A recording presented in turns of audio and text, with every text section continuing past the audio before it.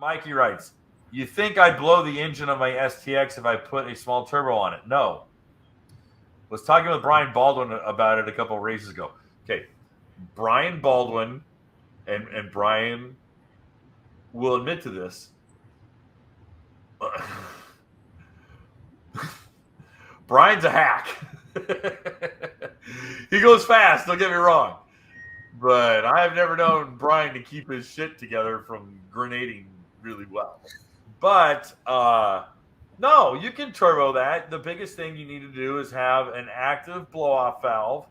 Make sure that you're protecting it. Make sure that you weld in a bung for an O2 sensor. Whose ECU would you use for that? I don't know. You'd have to cobble together your own. You'd have to cobble together your own kit. Yeah. Anything turbo is going to require a high level of custom modification and fabrication to be able to do this. So, there's no genuine, true bolt-on turbo kit. So, will you blow it? No, not within reason if you keep the boost level low enough.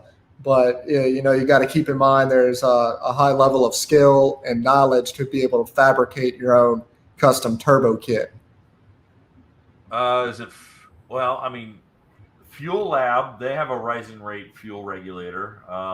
MSD, Holley, all those guys have rising rate fuel regulators. You're going to need, the thing that keeps a turbo motor from going kablooey is if you have enough fuel. And if you can keep, because a lot of times it's like, hey, a good blow-off valve and good fuel. Because if you lean out, you go kaboom. And, fuel can be a savior for, cooling down an intake charge. But, obviously that's not efficient. That's not optimal. You're not at Stoica air mixture. So there's something to be said. Who would be a good ECU? Does Fuel Lab have an ECU? Fuel Tech? Fuel Tech? Yeah. They actually have a Kawasaki harness. Oh. Yeah, they do have a Kawasaki harness because they use it in a stand-up. Okay. So, yeah, which is the same engine. It would be able to do it no problem, which Fuel Tech is actually a boost controller built into that. So, that'd be probably the smarter way to go. This makes me sad that Bill Chapin's dead. Bill would have all this on file. Yeah. That sucks. Yeah, Mikey, you could totally go turbo with that thing in a heartbeat. You could go turbo with that in a heartbeat. Yeah, but I will tell you what, dude. If you don't want to reinvent the wheel,